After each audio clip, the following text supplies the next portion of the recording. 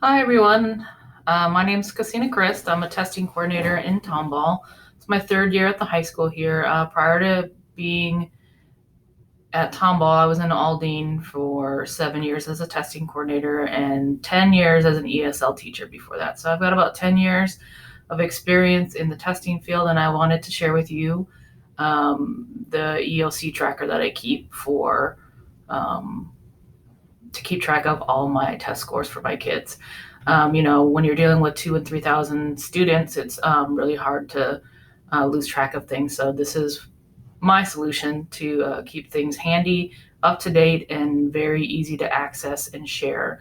The other thing about keeping this tracker is that it's shareable and people can have the information in their hands and filter it and sort it and grab what they need and leave what they don't need. So it's a great tool to keep everybody in the know and keep on track of things. I don't know how many times people come to me or call me or email me and say, "Can you tell me how many TELPAS kids we have that are advanced high rated overall?" I mean, I would have to go into Eduphoria, and then that's all split up by grades and years, and then compile that information all together. But if I just spend the one time doing it a year, I can just go grab it. So I'll show you that first. So if someone came to me and said, "Hey, um, who are all our advanced high TELPAS kids?" Okay, here's my big spreadsheet with everything. I'm going to go through all the parts, but I would come to I would turn a filter on, which I already have on. And you can filter right here, these little arrows. I'm going to clear it out and I have two different codes here. 4 means advanced high, and so does AH. I made these codes. AH means they have an actual TELPAS score from us, and the number means they didn't have a most recent one from us, but they came from somewhere else with one. So that's just me to help me remember, what's going on. So I'm going to pick my 4 and my advanced highs, and I'm going to move this little guy out of the way, and boom, there I have my list of kids. Oops, it went away. 4s and advanced highs. I click OK, and now the sheet is filtered just for those kids. So I could copy this and put it into another document and share it with who's ever wanting that. I don't have to share the whole sheet. I could just copy their names, and throw that into another document, and there it is. It's that fast. So that's what I like about it. So I'm going to turn off my filter so everything's good. As you can see on here, there's a lot of things. Obviously, student ID, their name, their grade, their birthday. Student code, this is if they come from another school and I want to look up their test scores, I use the state database, and I just keep their code. That kind of tells me that where I got their testing information, if it's on there. You can add it for everybody if you want. Here's the 5 EOC subjects and their scores of when they're supposed to test, if they tested already, if they passed, they're not even in the class yet, things like that. Notes, sometimes I come across some weird situations. Like this kid is in Algebra 1 grad lab, so he can't really test until he finishes that. So I'll know when it gets close to time that I can add him to the list. Mode face-to-face or TVS. Status, I keep if some kids at the alternative campus, I need to know that for testing. And then, later in the year, once they start enrolling, I'll put the enrollment date just so I know when I'm doing different tests. Like, oh, that's a new kid, I might not have a document for them or whatever.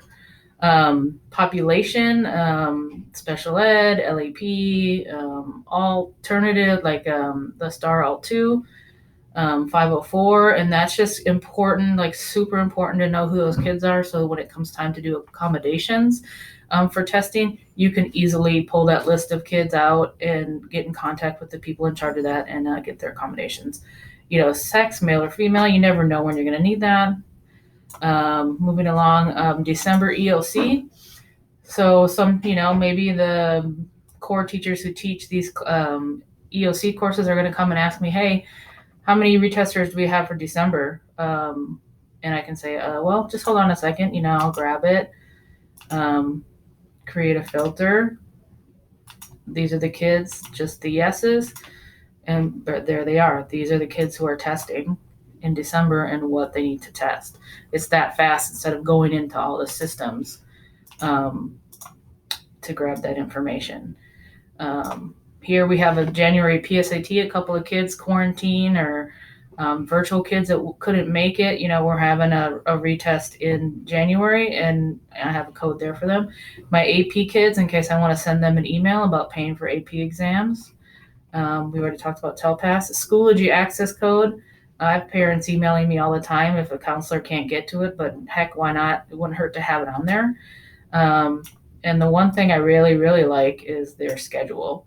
You have to update this because classes change all the time, but it's great to have on there so you can sort and filter and grab,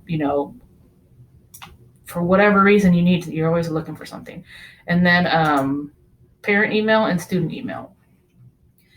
My philosophy is the more you have, the better. And then you can share this with people. Like if there's certain times of the years when I share this with people, I might just hide information. Like, if it's a certain thing, I might hide the schedule because it doesn't apply to what I'm sharing with people. And I can always I can hide it now and unhide it later. So you hide it, it's still there. You can see, but it doesn't need to be there anymore. So it's kind of nice. And then to unhide it, you can just highlight the area, right click, and unhide them. They come right back. So it's beautiful because it has so much you can put on it. Now, some people say it's hard to keep up with. I disagree with that. Yes, it's a slightly laborious, but it's going to save you time in the long run.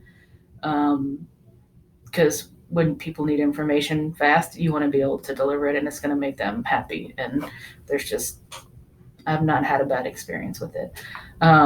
So that's what I think you should do.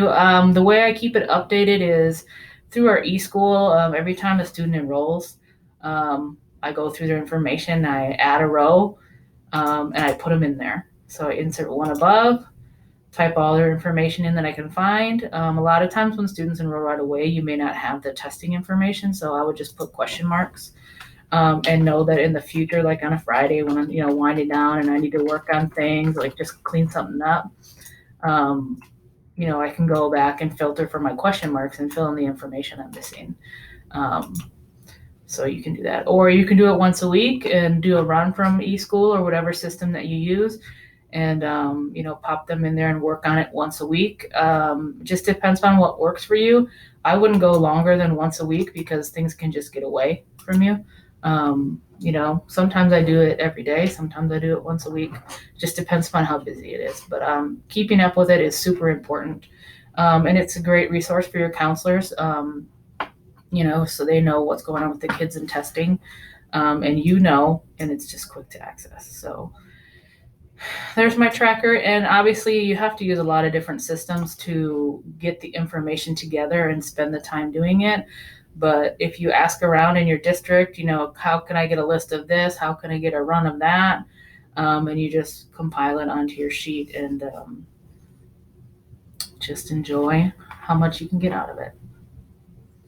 The next couple of videos are going to just be short little clips instead of me just talking, blah, blah, blah. And you can just work through the ones in order that they are. If you have the system or if you don't, you can pick and choose what you want to look at, but each one is got some good information in it. It was nice to chat with you all today.